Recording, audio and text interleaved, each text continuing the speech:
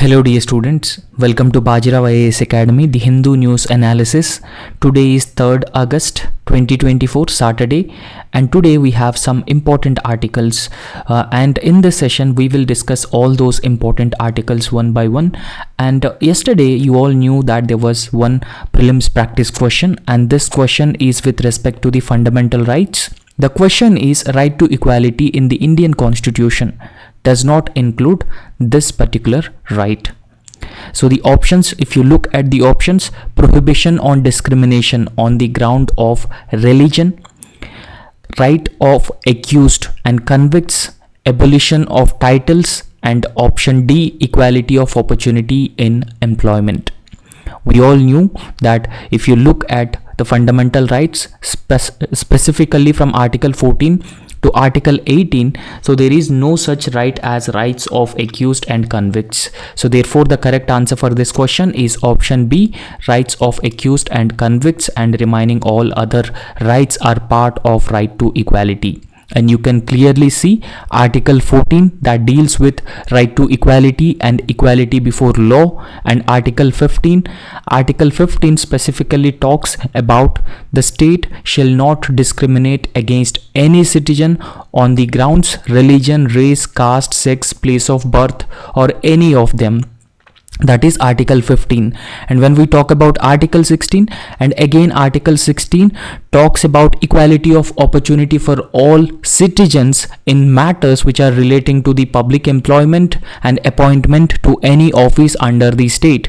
And Article 17 again, so this Article 17 talks about abolition of untouchability in India, and Article 18 deals with abolition of all titles except the military titles and academic titles. So therefore from Article 14 to Article 18 you can never see any article which deals with the rights of accused and convicts. So therefore B is the correct answer for this question. And today also I have one more important history question. The question is, which of the following sites of Indus Valley Civilization or Harappan Civilization are located in India? The sites are Mohenjo-daro, Rakigarhi, Ganeriwala, and Dholvira. And you just try to figure it out. What are the sites which are located in India and what are the sites which are located in Pakistan? It is said that majority of the Indus Valley Civilization sites are located in Pakistan, right? So you just try to identify these sites, and it is also one of the important history question. So try to answer this question in the comment section. And the first topic that we are going to start this discussion is with India-Sri Lanka fishermen issue and the Kachativu Island issue or dispute between India and Sri Lanka. It is very often in news because Indian fishermen very often venturing into the Sri Lankan waters, and Sri Lankan Navy has been either arresting them or opening fire against Indian fishermen, right? This is a long-standing dispute between India and Sri Lanka. However, we will understand what is this fishermen issue between these two countries and how the governments can actually settle such issues. And the context is that recently a total of 42 Indian fishermen, and they were hailing from the Tamil Nadu, Indian state of Tamil Nadu, they were released from the Sri Lankan prison, and in fact they are expected to reach home in about 4 days, because it is very common that whenever Indian fishermen venturing into the Sri Lankan waters for better fish catch, they were being arrested by the Sri Lankan Navy, and Sri Lankan Navy also opens fire on the Indian fishermen, and it is a very regular phenomenon. The government of India has been regularly having talks with the Sri Lankan government to reduce or to prevent this or to find out a solution for this fisherman issue. The Sri Lankan Navy personnel had arrested 64 Indian fishermen, and in fact impounded them 10 of their mechanized boats on charges of poaching. Because of low or poor fish catch in Bay of Bengal or Indian waters, very often Indian fishermen are going into the waters of Sri Lanka for fishing.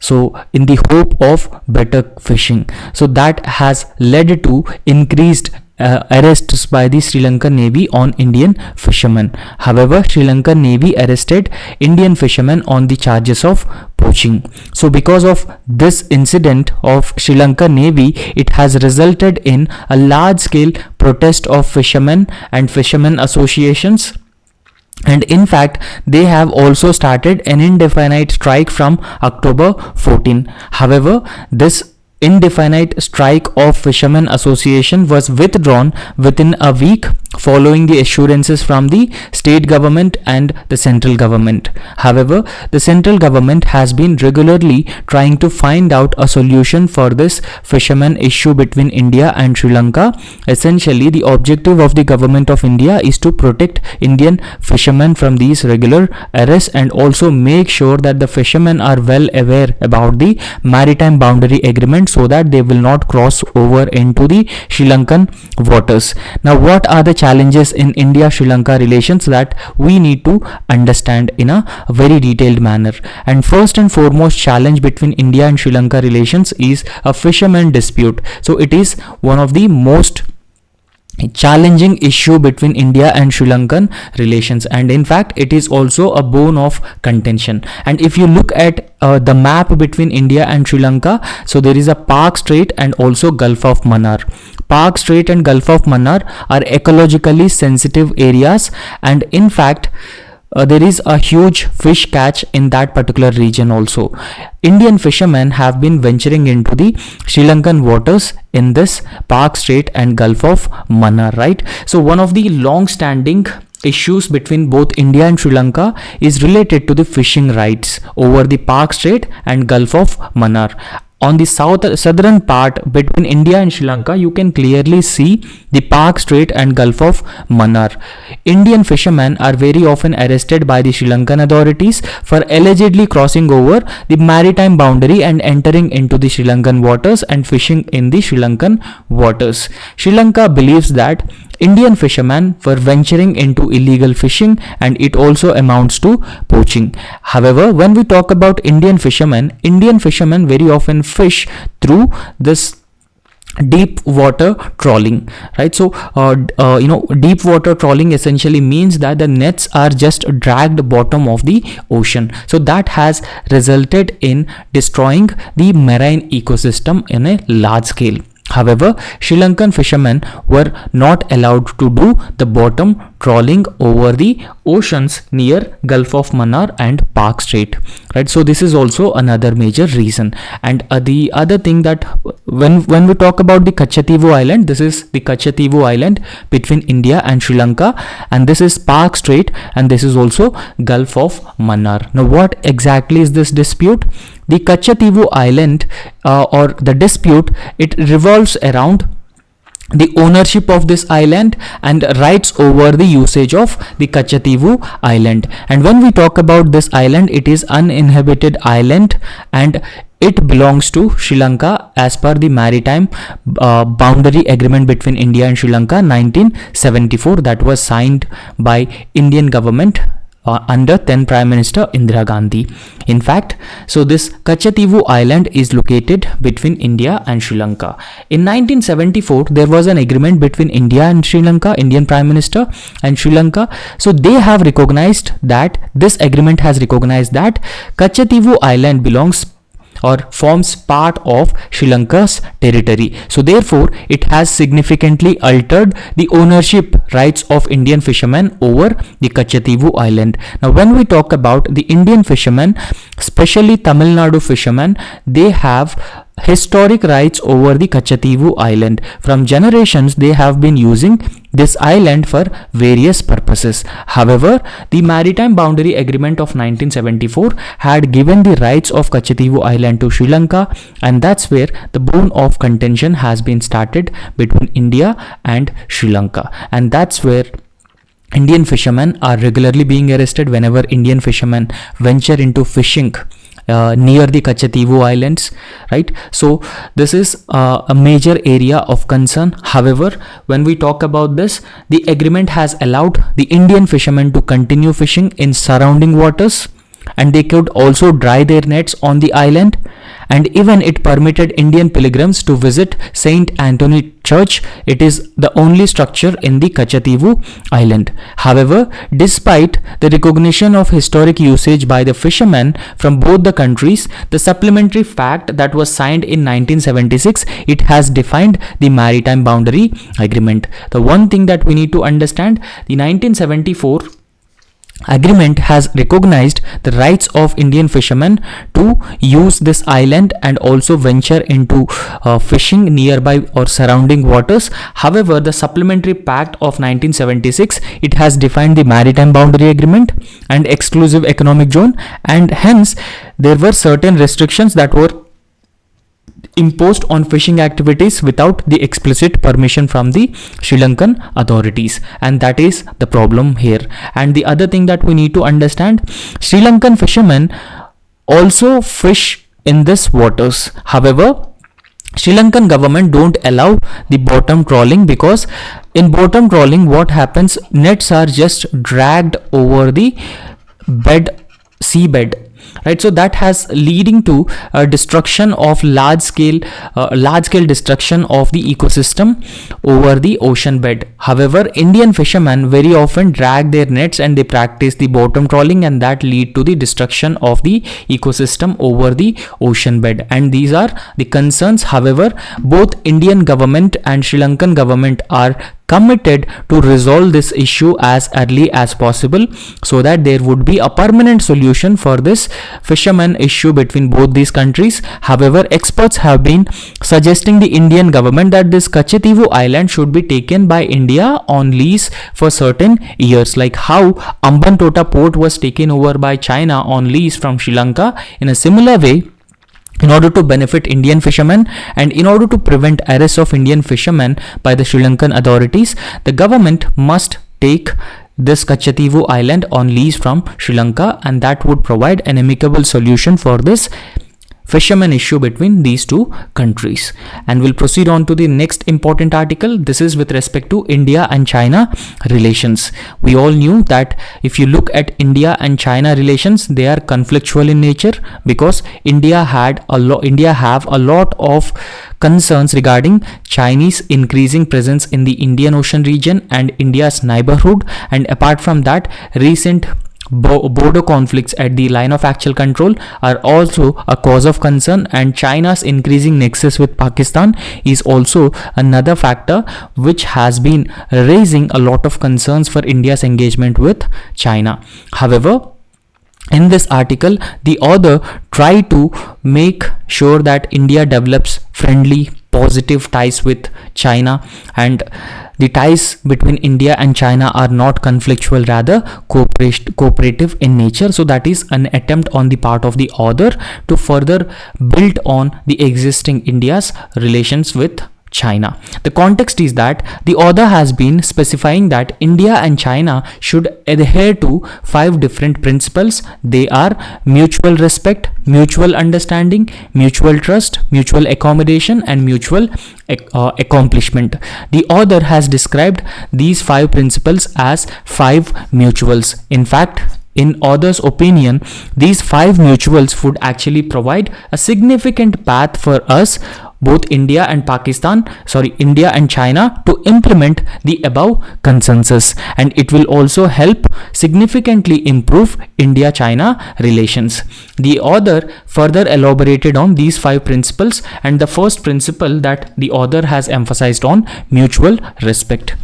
According to the author, mutual respect is a prerequisite aspect for the development of India-China relations, right? So the author has recognized the importance of India-China relations, and he has been stressing on the mutual respect as a prerequisite factor to further build on existing India-China relations. He also emphasized that Indian proverb, that is Jaisa Des Vaisa Bes, so that essentially means that adapt the environment in which you are living, right? So in fact, the new era with a greater significance for both, this new era will have a greater significance for both India and China, because both these countries would look at each other with an open mind, respect, and even recognizing each other's developmental path, and also respecting the social systems of each other, and at the same time the crucial role that each country can play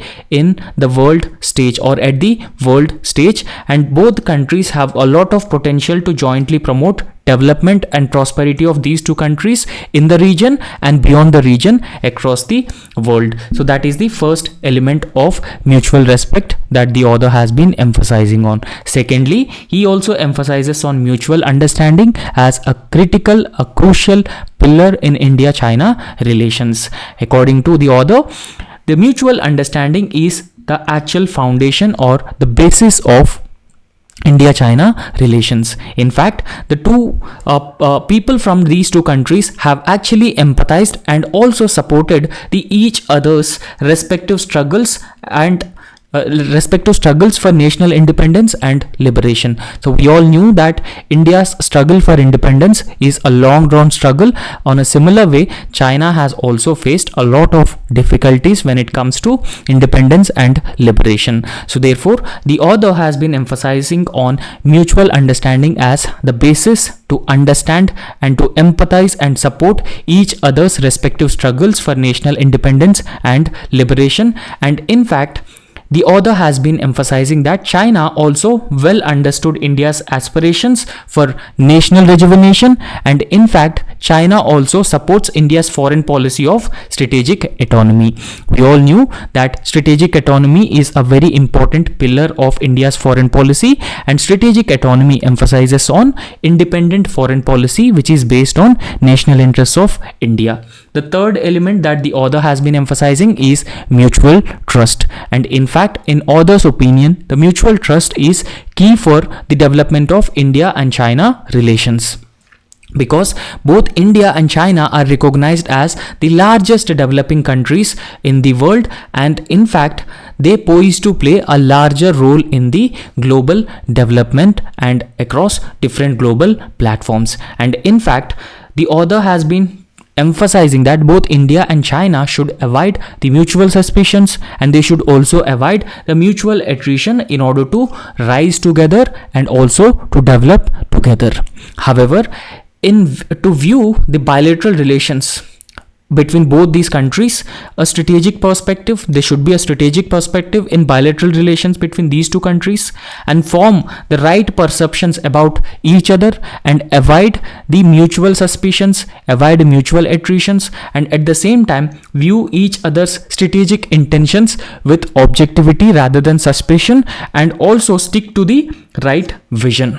For example, China and India should consider each other as partners instead of look at each other as rivals or threat to each other. That is very important for a significant improvement in the bilateral relations between India and China. So apart from that, an all-round relationship between these two countries is also very, very important. For that, the other principle that the author has emphasized on is mutual accommodation, right? So in author's opinion, the mutual accommodation is guarantee of the development of India-China relations. So according to him, it would guarantee the development and better cooperation between India and China, and in fact it would also form a correct perception of differences, and it would also handle the differences. Both countries would also handle the differences in a fair manner. And the other principle that the author has been emphasizing is mutual accomplishment. Right? So mutual accomplishment is actually the direction of development of relations between India and China. There should be a proper direction, and this direction should be free from mutual suspicions, and this direction should be free from considering each other as threat or rivals. And in fact, the author specially emphasizes on the plenary session of the 20th Central Committee of Communist Party of India, and it is a regular phenomenon in Communist Party in China. So that was recently concluded, and in fact it was launched a new journey of comprehensively deepening reforms within China, the Communist Party of China. In fact, China has also been advancing Chinese modernization in all fronts, right? So China has been determined and committed to reform its administrative system, its economic system, and also its political system. In fact, the author has been stressing that this commitment of China will provide new opportunities to the world, including India, and in fact, this determination and commitment of China will also provide new opportunities and also help India achieve the goal of Viksit Bharat by 2047, or India wanted to become a developed country by the year 2047. We all knew about that, right? So in fact, from the principles of peaceful coexistence, finally and ultimately, the author has been emphasizing on the 5 mutuals can actually carry forward or further develop the 5 principles of peaceful coexistence. And the peaceful coexistence of India and China as neighboring countries is very, very important. They should not see each other as rivals or threats. And in fact, it would echo the mutual respect, mutual sensitivity, and recognizing and respecting mutual interests of each other's countries. And in fact, both India and China have historical and cultural ties, and they also the civilizations, and in the 21st century there is no reason why we cannot, or why India and China cannot develop a bilateral relations as well, right? So because there were a lot of instances, Chinese travelers regularly visiting India, they studying India, and they taking away a lot of literature from India to China. So both India and China are ancient civilizations, and in modern times, especially in the 21st century also, both India and China can actually maintain best relations or friendly relations. And in fact, Prime Minister, while meeting Chinese President Xi Jinping, he said that India and China are two bodies with one single spirit, and in fact, a dragon and elephant tango is the only correct choice for the two sides for the improvement of bilateral relations, right? So the author has been stressing that improvement in the bilateral relations is in the benefit of both of these countries. And in fact, both sides have a lot of potential, enough wisdom, and they also have the capability to handle the bilateral relations, and they could also forge right path for the neighboring countries. And in fact, they could also coexist peacefully in harmony, and they could also develop together in hand. So that is what the author has been emphasizing in this article. So the next article is with respect to draft notification on the eco-sensitive areas. So this is with respect to recent Western Ghats issue, because degradation that has been taking place across Western Ghats that has been resulted in increasing frequency of landslides, and one such landslide that took place recently was in Wayanad, and that has been leading cause of killing of more than 150 individuals. So after math of this devastating landslide in Wayanad district of Kerala, the union government has recently reissued for the 6th consecutive term in a decade a draft notification on classifying the Western Ghats into 6 states as ecologically sensitive areas. We all knew that Western Ghats have spread across 6 different states in India, and in fact the draft that the government has released will actually impose certain restrictions on the economic activities that can be taken up across these Western Ghats. When we talk about the economic activities, they include quarrying, mining, large-scale infrastructure development projects. So all these activities will be restricted in the Western Ghats to essentially protect and conserve the fragility of the Western Ghats. However, among the other areas, the draft has also proposed to declare 13 villages in Wayanad that have been spanning from 3 different taluks as part of the ecologically sensitive areas. However, despite 6 iterations of this draft restrictions of ecologically sensitive areas, the draft notification yet to become a law in all 6 affected states across the Western Ghats. Those states are Gujarat, Maharashtra, Goa, Karnataka, Kerala, and Tamil Nadu. However, when we talk about the implementation of the ecological sensitive areas notification of the central government imposing restrictions on different economic activities. The dominant sentiment in states like Kerala was that this notification will actually subsume agricultural plantations. There will be restrictions on plantations like coffee plantation and tea plantation, and they are also having the perception that this notification will curtail states' hydroelectricity plants. Therefore, the state would not have adequate energy security, and even it would lead to the migration crisis given the state's high population density across the Western Ghats. So this was the perception within the state of Kerala about this notification. However, there is no consensus, and that has been preventing or delaying the implementation of this notification. However, so when we talk about the protection to the Western Ghats, the degree of protection that was needed in the Western Ghats, that was recommended by Madhav Gadgil committee in the year 2011. We all knew that there were two important committees on the conservation of Western Ghats. One was Madhav Gadgil committee and second committee was Kasturi Rangan committee. And in fact, the Madhav Gadgil committee in 2011 has recommended that the total area of Western Ghats spanning 1,29,000 square kilometers should be declared as ecologically sensitive areas. So therefore, this particular Madhav Gadgil committee has not balanced environment with growth and development. Rather, it is completely biased towards protection and conservation of environment and Western Ghats. However, it has neglected development. However, in order to review the recommendations of the Madhav Gadgil committee, again the central government appointed another important committee, so that would be K. Kasturi Rangan committee. However, when we talk about the Madhav Gadgil committee, it had a detailed consultations with the residents and even industrialists, government officials, and Madhav Gadgil panel has actually recommended that there is a need to create 3 broad zones: ecological sensitive area 1, ecologically sensitive area 2, and ecologically sensitive area 3. So in fact, the first two, ESA 1 and ESA 2, would invite stricter restrictions on different activities: infrastructure development, commercial activities, mining activities, quarrying activities, plantation agriculture. Everything should be banned. That was the view of the Madhav Gadgil committee. However, the second committee, that was led by former ISRO chairman K. Kasturi Rangan, it has reconvened to exercise, and it has actually halved the total area under the protected region. So therefore, we can say that K. Kasturi Rangan committee has actually balanced environment with developmental aspirations. So that has to be an important aspect. However, there have been several meetings that were conducted so far over the protection and conservation of Western Ghats, and that has involved central government and state governments also.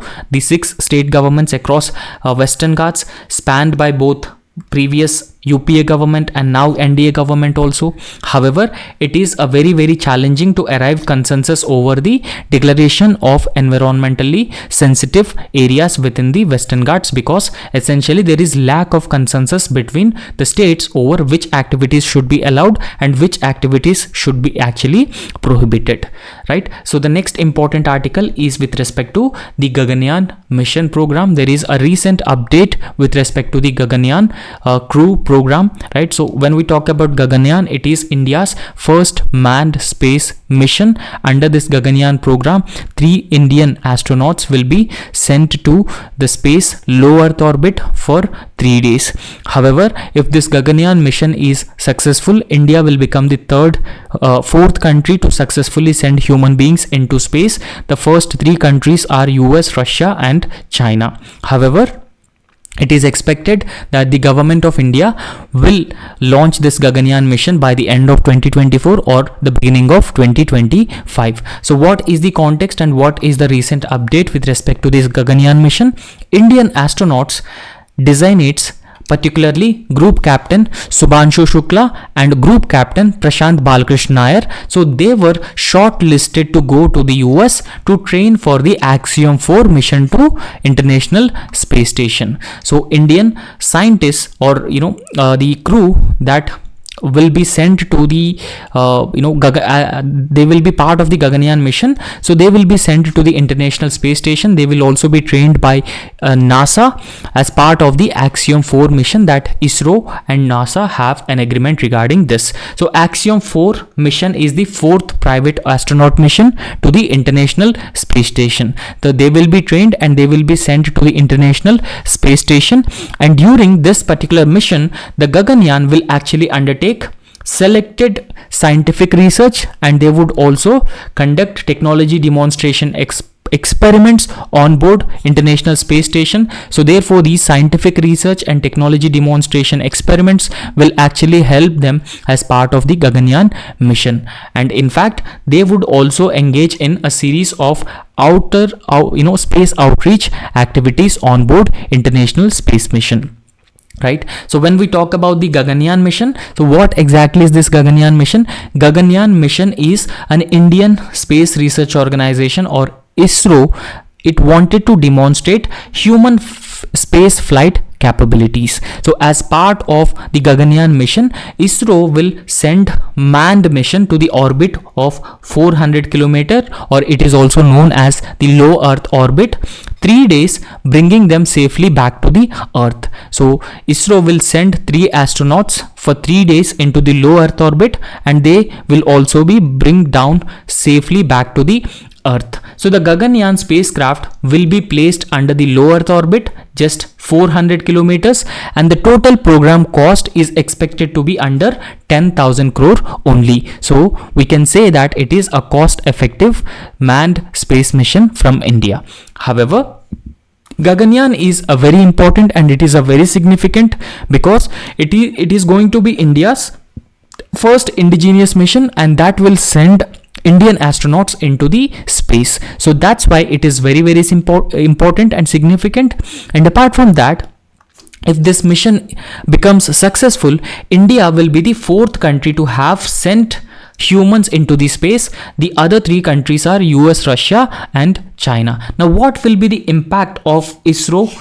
Impact on ISRO if Gaganyaan mission becomes successful?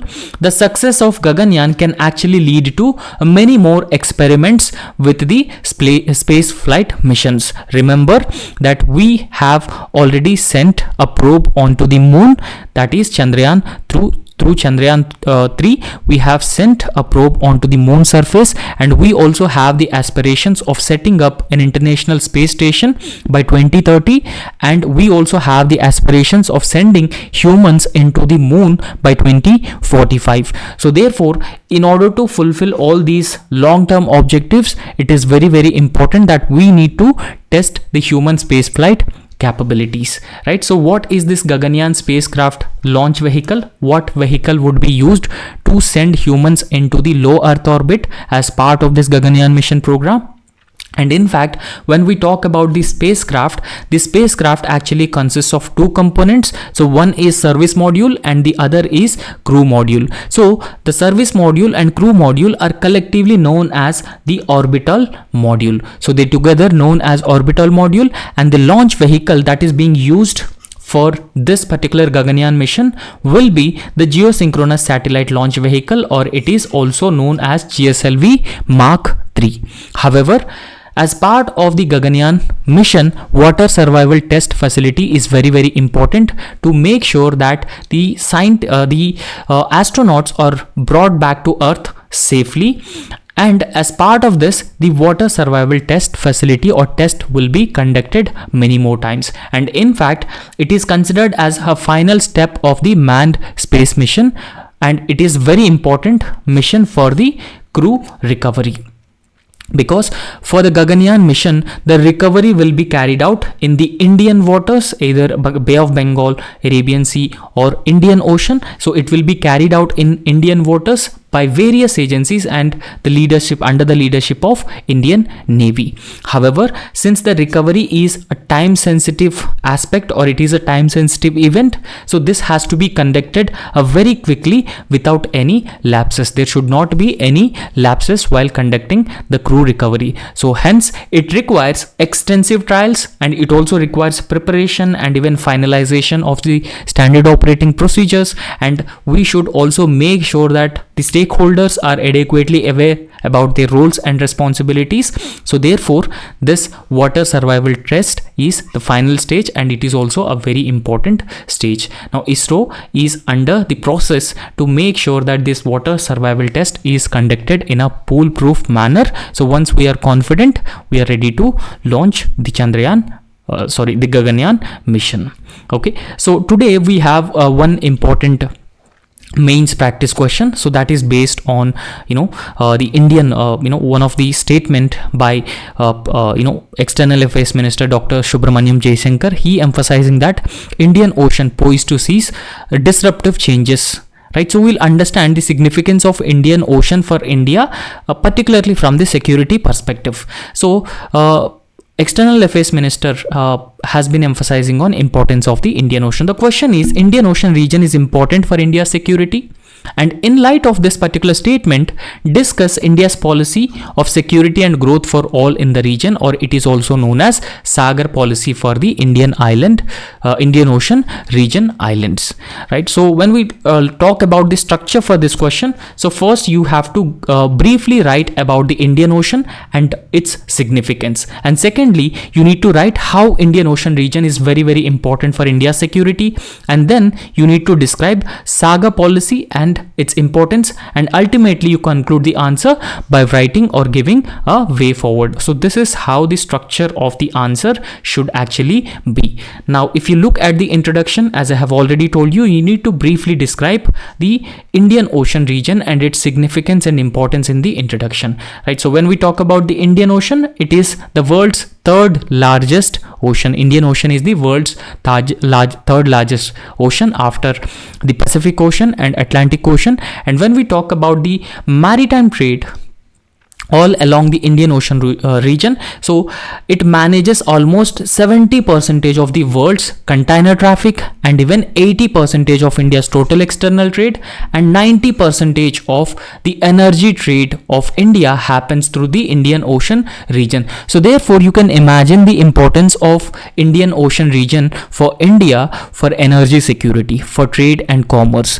Right, so the global power axis now also shifting away from the Pacific Atlantic to the Indo-Pacific region, specifically right at the India's backyard or India's neighborhood. So therefore, since Indo-Pacific as a region has been gaining a lot of prominence in geopolitical arena, it is very important that the Indian Ocean and its importance has been increasing every day. However, Indian Ocean has also been facing a lot of security threats. Right, so when we talk about security threats, drug trafficking is a problem, and piracy, terrorism, increasing Chinese influence. So all these are some of the challenges that the Indian Ocean region has been facing. Now the next part of the question is how Indian Ocean region is important for India's security. Now we'll understand this second part of the question.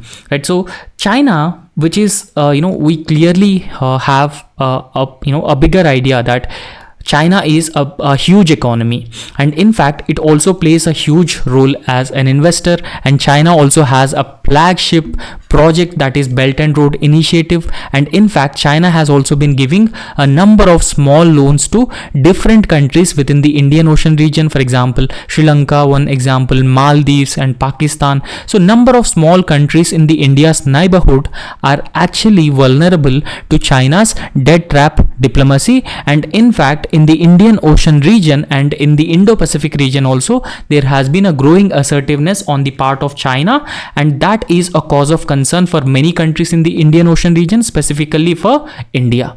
However, US and other like-minded nations such as Japan, Australia and even India also, they are trying to counterbalance China in the Indian Ocean region and the larger Indo-Pacific region, and that is why they are actually taking up many initiatives in the region, and one such example is Quad, and they were also formed AUKUS as an organization, and they are focusing on infrastructure development in the countries of the Indian Ocean region so that they could counter growing Chinese influence in the region, especially among the small economies in the Indo-Pacific region. However, India has also strengthened its activities in the Indian Ocean region, and in fact it has also engaged in promoting cooperation and even strengthening trade and investment ties with all the neighbors or all the littoral states of the Indian Ocean region, including the African countries also, through Asia Africa Growth Corridor, and that is a joint partnership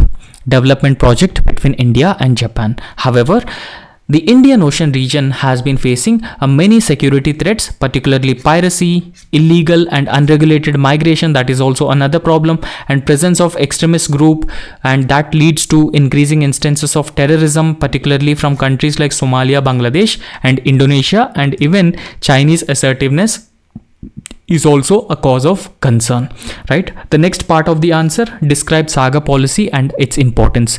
Now, Sagar, security and growth for all in the region, and in fact it is India's doctrine of maritime cooperation within the Indian Ocean region to foster better cooperation with all Indian Ocean littoral states and to counter maritime threats within the region. However, when we talk about this particular doctrine, it is very important for ensuring India's security in the Indian Ocean region. So this policy was first announced by India's Prime Minister Narendra Modi on March 12, 2015. However, it has certain essential components, particularly security, right? So enhancement of the coastal security is one of the major objective of the Sagar, so that the land and maritime territories can be safeguarded from the with a relative ease from external threats. So apart from that, Sagar policy also emphasizes on capacity building of the existing security forces of not just India but also other countries also, deepening economic and even security cooperation, and smooth facilitation of economic trade and maritime security are the objectives as part of the Sagar initiative. And thirdly, collective action. So the collective action especially to deal with the natural disasters, and when we talk about this, HADR is very important, humanitarian assistance and disaster relief in the Indian Ocean region or Indo-Pacific region, and India is also known as the net security provider. In order to further strengthen its role as a net security provider, the Sagar policy was launched by the government, and this Sagar policy would effectively deal with maritime security threats such as piracy, terrorism and emergent non-state actors and their role in creating instability in the region. Apart from that, Sagar initiative would also ensure a better cooperation between all those countries which could come together, and they could also work towards sustainable regional development through enhanced collaboration. So finally, it would also aimed at a better maritime engagement, because engaging all different countries beyond our shores with the actual aim of building greater trust, promoting respect for maritime rules, maritime norms, global governance, ensuring free, open, inclusive Indo-Pacific region is also one of the aim as part of the Sagar initiative. And in fact, it would complement India's other projects such as Act East Policy, Project Sagarmala, Project Mausam that India has already launched, and India's net security provider role would be further strengthened, and it would also focuses on India's policy of blue economy, right? So therefore, Sagar without a doubt would complement and further strengthen all the policies that the government has already launched to further increase its dominance and its influence in the Indian Ocean region and counter Chinese involvement or interference in the Indian Ocean region, right? So that's all in this lecture, and thank you so much. So if you like our video, so please subscribe our YouTube channel and also hit the like button. Thank you.